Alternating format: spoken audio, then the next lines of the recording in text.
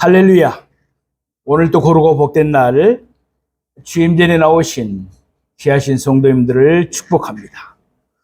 오늘은 마태복음 13장 24절에서 30절 말씀을 본문으로 밭의 가라지의 비유란 제목으로 말씀의 은혜를 나누겠습니다. 본문이 기록되어 있는 마태복음은 특별히 예수님을 앙으로 묘사하고 있는 복음서라고 지난주 말씀을 통해서 말씀을 드렸습니다. 예수님은 이 땅에 왕으로 오셨습니다. 예수님은 왕 중에 왕인 줄로 믿습니다. 그럼에도 불구하고 예나 지금이나 왕 되신 예수님을 영접하지 아니하고 오히려 배척하는 사람들이 계속되어 있어 왔습니다. 왜 그렇습니까? 예수님은 씨 뿌리는 비유를 통해서 그 까닭을 설명해 주셨습니다. 한마디로 그들의 마음밭이 좋은 땅, 옥토가 아니기 때문입니다. 그들의 마음이 길가와 같이 단단하든지 그렇지 않으면 돌밭처럼 흙이 얕은지 그들의 마음 밭속에 가시떨기가 나있기 때문이라는 것입니다. 그런 마음 밭이라면 아무리 복음의 씨를 뿌려도 열매를 맺을 수가 없습니다. 그러면 저와 여러분에게 이러한 질문이 생길 수가 있습니다. 도대체 왜 세상에는 그러한 마음밭을 가지고 있는 사람이 있을까? 왜 예수님은 자기를 영접치 아니하고 배척하는 사람들을 그대로 내버려 두실까? 또 언제까지 내버려 두실 것인가? 이런 의문이 생길 수가 있습니다. 이러한 질문들에 대한 답변으로 예수님은 오늘 우리가 읽는 본문의 비유를 말씀해 주셨습니다. 비유의 제목은 36절에서 제자들이 밝힌 것처럼 밭의 가라지의 비유입니다. 그 내용은 간단합니다. 어떤 사람이 자기 밭에 나가서 좋은 씨를 뿌렸습니다. 곡식만 뿌린 것이죠. 그런데 밤중에 원수가 와서 몰래 밭에 가라지를 덧뿌리고 갔습니다. 우리나라 사람들 같으면 앙심을 품고 있을 때 집에 가서 전해보면 때로 불을 지르기도 했죠. 그런데 유대나라는 돌로 집을 만들었으니까 불을 질러도 아무 소용이 없습니다. 그래서 본문에 나타나는 대로 몰래 밤중에 가서 그 사람 밭에 가라지를 덧뿌렸던 것입니다. 그래서 그 당시 노마법을 보면은 이런 일을 금지하는 조항을 만들어 놓을 만큼 이런 일이 가끔씩 발생했다고 합니다. 원수가 뿌린 가라지는 일명 다른 말로 덕볼이라고 합니다. 말 그대로 이삭에는 독이 있습니다. 먹으면은 배탈이 납니다. 위로는 구토를 하게 되고 아래로는 설사를 하게 되어 있습니다. 심하면 목숨까지도 잃는 경우가 있습니다. 그래서 절대로 이 이삭을 먹으면 안 됩니다. 또 이 독보리는 말 그대로 보리와 너무나 비슷하게 생겼습니다. 싹이 트고 자라는 동안에는 분간이 잘 안 됩니다. 나중에 이삭이 나오고 나서야 비로소 그것을 쉽게 구분할 수가 있습니다. 그래서 오늘 본문에도 보면은 종들이 처음에는 몰랐습니다. 보리와 너무나 똑같이 자라기 때문에 종들도 몰랐습니다. 나중에 열매를 결실할 때가 되어서 비로소 밭에 가라지들이 많이 있는 것을 알았습니다. 종들은 깜짝 놀라서 주인에게 달려갔습니다. 밭에 가라지가 어쩌다 한두 개 있으면 놀라지 않았을 것입니다. 그런데 주인의 밭에는 여기저기에 수많은 가라지들이 있었습니다. 그들은 그 사실을 주인에게 알렸습니다. 종들은 가라지의 출처가 어디인지 몰랐습니다. 누가 그 가라지를 뿌렸는지 몰랐다는 것입니다. 그러나 주인은 온수의 소행인 것을 즉시 알아챘습니다. 종들은 주인을 이해하는 마음으로 이렇게 물었습니다. 주여, 우리가 밭에 나아가서 가라지를 다 뽑아버리기를 원하나이까? 그때 주인은 종들에게 이렇게 답변합니다. 우리 29절에서 30절 말씀을 보시겠습니다. 오늘 본문에 있는 마태복음 13장 29절에 30절 말씀을 보겠습니다. 주인이 이르되 가만두라. 가라지를 뽑다가 곡식까지 뽑을까 염려하노라. 둘 다 추수 때까지 함께 자라게 두라. 추수 때 내가 추수꾼들에게 말하기를 가라지는 먼저 거두어 불사르게 단으로 묶고 곡식은 모아 내 곡간에 넣으라 하리라. 아멘. 그 뒤에 예수님은 무리들에게 다른 비유들을 말씀해 주셨습니다. 그리고 나서는 비유를 말씀하셨던 바닷가를 떠나서 집으로 들어가셨습니다. 그때 제자들이 예수님께 나아가서 밭에 가라지에 비유했듯이 무엇인지 예수님께 여쭤봤습니다. 예수님은 제자들에게 37절에서 43절에서 비유의 뜻을 자세히 설명해 주셨습니다. 여러분 함께 성경을 보시면서 제가 묻는 질문에 한번 답해 보시기 바랍니다. 37절에서 43절에 답이 있습니다. 좋은 씨를 뿌리는 자는 누구입니까? 인자입니다. 인자는 바로 예수 그리스도인 줄로 믿습니다. 밭은 무엇을 가리킵니까? 세상입니다. 이 세상을 가리킵니다. 좋은 씨는 뭐라고 그랬습니까? 천국의 아들들입니다. 가라지는 누구라고 했습니까? 악한 자의 아들들이라고 그랬습니다. 가라지를 뿌린 원수는 누구입니까? 마귀라고 그랬습니다. 가라지를 누가 뿌렸다고요? 사단, 마귀, 세력들이 뿌렸다는 것입니다. 추수 때는 언제라고 그랬습니까? 세상 끝이라고 그랬습니다. 예수 그리스도가 재림하시면 세상이 끝이 나는 줄로 믿습니다. 추수꾼은 누구라고 그랬습니까? 천사들입니다. 그 다음에 가라지의 운명은 어떻게 된다고 그랬습니까? 불에 사르는 것 같이 된다고 그랬습니다. 또 천사들을 보내시는 분은 누구라고 그랬습니까? 인자입니다. 예수 그리스도시죠. 천사들이 이 땅에서 거두어낼 가라지들은 무엇입니까? 모든 넘어지게 하는 것과 불법을 행하는 자들입니다. 가라지들이 던져질 곳은 어디라고 했습니까? 풀무불이라고 그랬습니다. 그곳에서 가라지들이 보일 반응은 어땠습니까? 울며 이를 갈게 되리라. 의인들이 갈 곳은 어디입니까? 아버지의 나라, 천국입니다. 의인들이 받을 영광은 무엇이라고 그랬습니까? 해와 같이 빛나리라. 아멘. 밭의 가라지의 비유를 마감하시면서 예수님께서 마지막으로 하신 말씀은 무엇입니까? 귀 있는 자는 들으라. 아멘.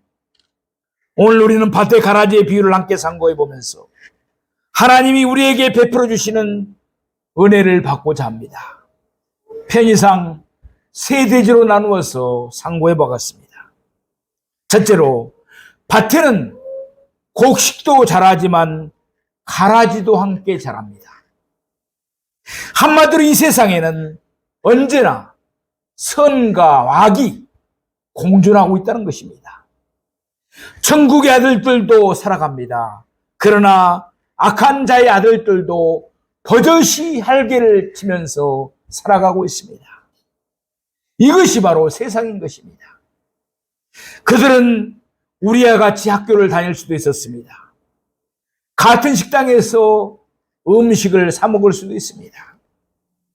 또 같은 직장에서 일을 할 수도 있습니다.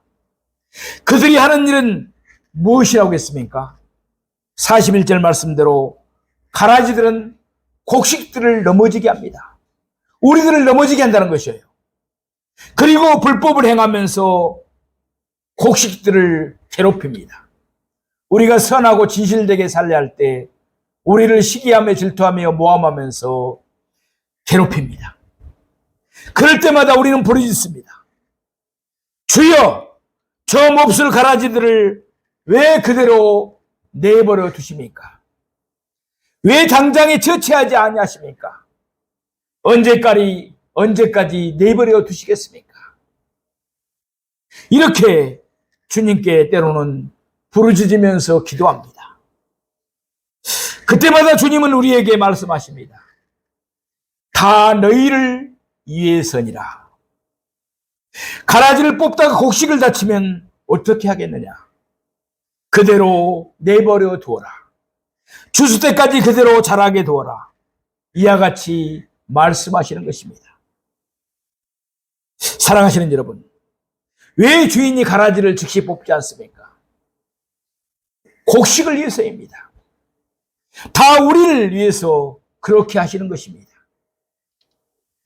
가라지를 뽑지 말고 가만두어라. 이 말씀은 악을 조장하거나 방치하겠다는 말씀이 아닙니다. 선을 보호하기 위해서 그렇게 하시는 것입니다. 잠언 16장 4절에 있는 말씀입니다. 여호와께서 온갖 것을 그 쓰임에 적당하게 지으셨나니 악인도 악한 날에 적당하게 하셨느니라. 하나님에게 능력이 없거나 하나님께서 실수하셔서 우리 곁에 가라지를 있게 하는 것이 아닙니다. 다 우리에게 쓸데가 있기 때문에 그렇게 하셨다는 것입니다. 우리 한번 생각해 보십시다. 목자들이 양을 칩니다. 푸른 초장으로 인도해서 실컷 배불리 먹게 했습니다. 양들이 배가 불렀습니다. 저녁이 되었습니다. 목자를 따라서 우리로 들어갔습니다. 양들은 어리석습니다. 배가 부르면 그냥 들어누워 만사태평 잡니다. 그러니까 어떻게 됩니까? 그러면 배탈이 날 수밖에 없습니다. 또 자다 보면 서로 깔려서 죽는 경우도 있습니다. 그것을 방지하기 위해서 목자는 양들 사이에 염소 몇 마리를 집어넣습니다. 염소는 양들이 자기 옆에 다가오면 뭘로 받아버립니까? 뿔로 받아버립니다. 그러면 양들은 이리 뛰고 저리 뛰면서 피해 다닐 수밖에 없죠. 그러는 가운데 저절로 운동을 하게 되고 건강을 유지하게 되는 것입니다. 그래서 다음날이 되면 또 목자들을 따라 푸른 초장과 실만한 물가로 나가는 것입니다. 목자는 양들을 위해서 그 사이에 염소를 넣는 것입니다. 또 여러분 이런 이야기도 들어보셨을 것입니다. 어부가 고기를 잡을 때도 마찬가지입니다. 먼 바다로 나가서 고기를 잡습니다. 잡힌 고기를 좁은 공간에 놓고 운반하다 보면은 한국까지 오는 동안에 물고기는 힘이 다 빠져버립니다. 그래서 물 위에 거의 죽어가는 모습으로 붕붕 뜹니다. 그리고 죽은 물고기도 실제 있게 되는 것입니다. 그것을 방지하기 위해서 어부는 바다에 나가기 전에 상어 새끼 몇 마리를 준비해 갑니다. 그러면 좁은 공간 속에서 잡힌 물고기들은 상어 새끼에게 물리지 않으려고 이리저리 도망을 다닙니다. 그러다 보면 물고기들은 싱싱해지고 건강해지는 것입니다. 그러면 먼 한국까지 이를지라도 아무런 어려움 없이 팔팔하게 살아서 오는 것입니다. 어부는 물고기들을 위해서 일부러 상어 새끼 몇 마리를 넣어주는 것입니다. 곡식과 가라지의 관계에 있어서도 마찬가지입니다. 곁에 가라지가 있기 때문에 곡식은 오히려 더 강해질 수가 있습니다. 그래서 힘을 얻고 모진 바람에도 참을 수 있는 인내력이 배양되는 것입니다. 또 곁에 가라지가 있기 때문에 비가 오더라도 귀한 흙이 쓸리지 않고 그대로 남아있는 것입니다.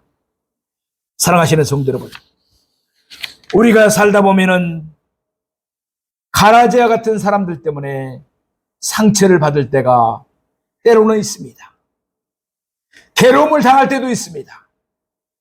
하나님 믿는 사람들은 착하고 선하고 우리 없게 살려고 하는데 그 가라지들은 그런 우리를 시기하고 질투하고 또 힘들게 할 때가 많습니다. 그러나 우리 하나님은 절대로 실수하는 법이 없으십니다. 다 우리를 위해서 그것을 그대로 내버려 두시는 것입니다.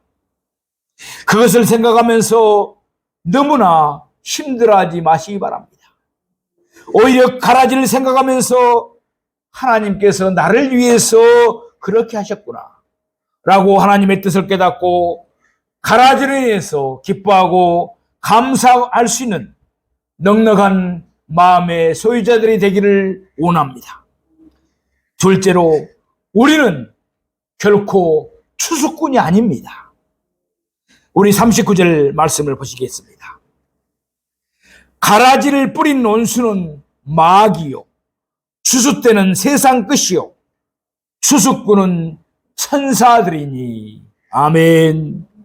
세상 마지막 때 가라지를 다 거두어서 불사르게 단으로 먹는 것은 내가 할 일이 아닙니다.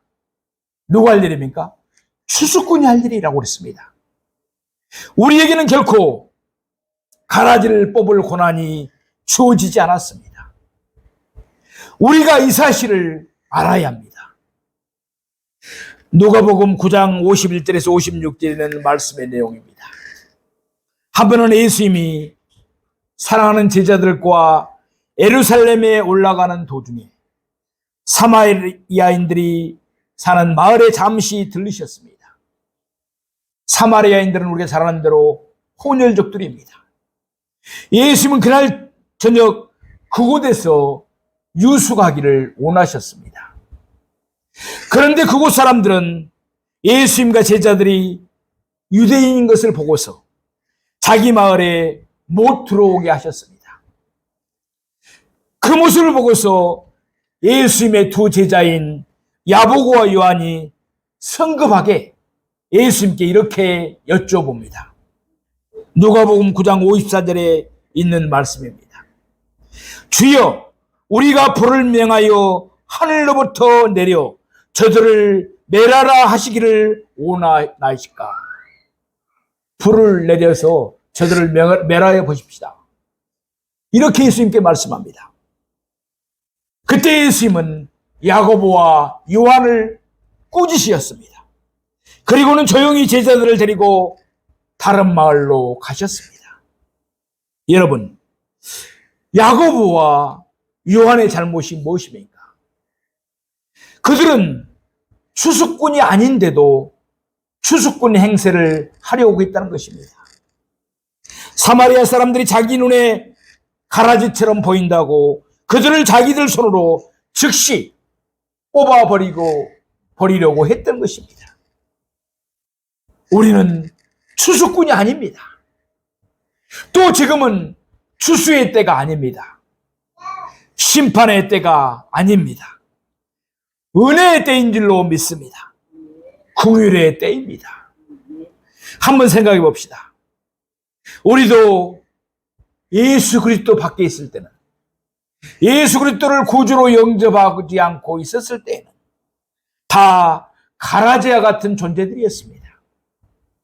그럼에도 불구하고 하나님은 우리를 저버리지 아니하시고 우리를 불쌍히 여기셨습니다. 은혜를 베풀어 주셨습니다. 예수 믿고 의롭게 하시고 가라지와 같았던 과거의 모든 삶을 청산케 하시고 곡식의 삶을 살도록 만들어 주셨습니다. 우리들 곁에 가라지와 같이 보이는 사람들이 있습니까? 아마 여러분 눈에도 많이 보일 것입니다. 우리는 그들을 뽑을 권리가 없습니다. 그들을 쉽게 정죄하고 심판할 권리가 없습니다. 우리가 할 일은 그들을 위해서 기도해 주는 것입니다. 그들도 우리와 마찬가지로 가라지와 같은 삶을 속히 청산하고 예수 그리스도 안에서 곡식의 삶을 살기를 바라면서 그들에게 사랑을 베풀어주고 기도해야 할 일이 우리가 해야 할 일인 것입니다. 우리 예수님을 한번 생각해 보십시다. 예수님 당시에 세리와 창기들은 명백하게 가라지처럼 보이는 사람들이었습니다. 죄인 중에 죄인들이었습니다. 그러나 예수님은 그들을 친구처럼 대해 주셨습니다. 긍휼과 사랑을 베풀어 주셨습니다. 결국 그들 가운데 많은 사람들이 예수님의 사랑의 감화를 받고 가라지의 삶을 청산하고 곡식의 삶을 살게 되었습니다. 또 예수님의 12제자들 가운데 분명한 가라지 한 사람이 있었습니다. 누구입니까? 우리가 잘 아는 대로 가룟 유다입니다. 그러나 예수님은 가라지와 같은 그의 발도 씻겨 주셨습니다. 아마도 연민의 정을 느끼면서 더 깨끗하게 씻겨 주셨을 것입니다. 또한 마가의 다락방에서 마지막 유월절 만찬을 드시면서 예수님께서 12제자 가운데 누구에게 대표로 떡을 떼어 주셨습니까? 바로 가룟 유다에게 주셨습니다. 그것은 사랑의 표시였습니다. 높여주는 표시였습니다. 이와 같이 예수님은 명백한 가라지와 같은 가룟 유다지만 사랑의 감화를 통해서 그가 돌아서기를 원했던 것입니다. 그에게 회개할 기회를 거듭해서 주셨던 것입니다. 그가 회개하기를 바랬던 것입니다. 예수님께서 십자가에 매달리셨습니다. 너무나도 고통스러우셨을 것입니다. 그 극심한 고통 속에서도 예수님은 가라지들을 위해서 죄인들을 위해서 기도해 주셨습니다. 누가복음 23장 34절에 있는 말씀입니다. 아버지여 저들을 사하여 주옵소서. 자기들이 하는 것을 알지 못하나이다. 예수님의 이 마음이 우리의 마음이 되어야 할 줄로 믿습니다. 우리는 결코 추수꾼이 아닙니다. 가라지를 뽑을 수 있는 권한이 우리에게 주어져 있지 않습니다. 남을 쉽게 정죄하고 심판하려고 들지 마십시오. 목사인 저도 마찬가지입니다. 함부로 남을 심판하려는지 정죄하려고 하지 않습니다. 우리는 끝까지 예수님의 마음을 품고 우리 주변에 있는 사람들을 사랑으로 권면하면서 그들을 위해서 축복하며 기도해 줘야 될 줄로 믿습니다. 이것이 예수님께서 우리에게 바라시는 바인 것입니다.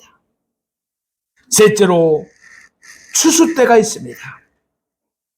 심판 때입니다. 예수님의 재림의 때입니다. 곡식과 가라지가 결정적으로 분리되는 때입니다. 곡식과 가라지가 자기 갈 길로 가는 때입니다. 가라지는 다 모아서 어디로 던져진다고 했습니까? 풀무불로 던져진다고 그랬습니다. 풀무불은 지옥을 상징합니다. 풀무불의 온도는 대략 섭씨 1000cc 정도 된다고 합니다. 그러니 얼마나 뜨겁겠습니까? 또 예수님이 말씀하시기를 그 불은 결코 꺼지지 않는다고 그랬습니다. 영영이 타는 불입니다. 요한계시록 21장 8절 말씀에 보면은 지옥은 불과 유황으로 타는 못이라고 했습니다. 뜨거운 불 때문에 고통스럽고 유황이 탈 때 나는 유독가스가 심하게 풍겨서 나와 참으로 고통스러운 곳이라는 것입니다. 그러나 가장 고통스러운 일은 무엇입니까? 그곳에는 소망이 없다는 것입니다. 그저 세세토록 밤낮 없이 고통 가운데서 울며 이를 가는 곳이 바로 풀무불 지옥이라는 것입니다. 반면 곡식들은 아버지 나라에 들어갑니다. 천국에 들어갑니다. 하나님은 실수하는 법이 없으십니다. 결코 한 알갱이도 땅에 떨어지는 법이 없습니다. 다 모아서 아버지 나라로 돌려보내십니다. 그곳은 빛과 사랑이 충만한 곳입니다. 그곳에는 의인들은 위로를 받으면서 해와같이 빛나고 영광을 누리게 되는 것입니다. 사랑하시는 성도 여러분, 오늘 우리는 말씀을 통해서 왜 이 땅에 가라지들이 있는지, 왜 왕 대신 예수님이 가라지들을 그대로 내버려 두시는지, 언제까지 내버려 두실지를 상고해 봤습니다. 왕 대신 예수님은 우리를 이 세상 속에 심으셨습니다. 아무도 없는 애딴 산 속에 심으신 것이 아닙니다. 예수님은 밭, 곧 가라지들이 많은 이 세상에 우리를 심으셨습니다. 우리가 해야 할 일이 있기 때문에 그렇습니다. 그저 깊은 산속에 수도원에 가서 수도 생활에 전념하라고 우리를 심으신 것이 아닙니다. 예수님은 우리에게 말씀해 주셨습니다. 너희는 세상 가운데서 빛이 되고 세상 가운데서 소금이 되라. 아멘. 세상에 빛과 소금이 되라고 우리를 세상 속에 보내셨습니다.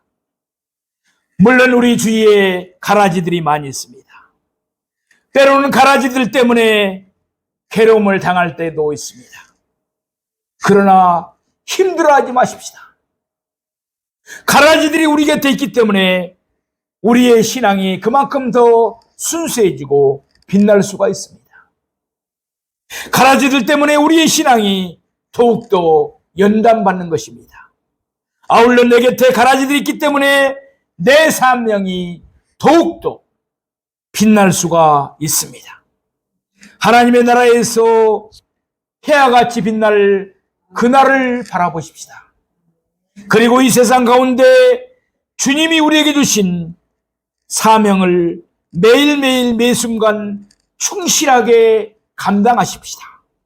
그래야 주님 나라 갔을 때 주님으로부터 착하고 충성된 종이었다고 칭찬 듣고 귀한 상급 받는 저와 여러분이 되시기를 주님의 이름으로 축원드립니다. 기도하겠습니다.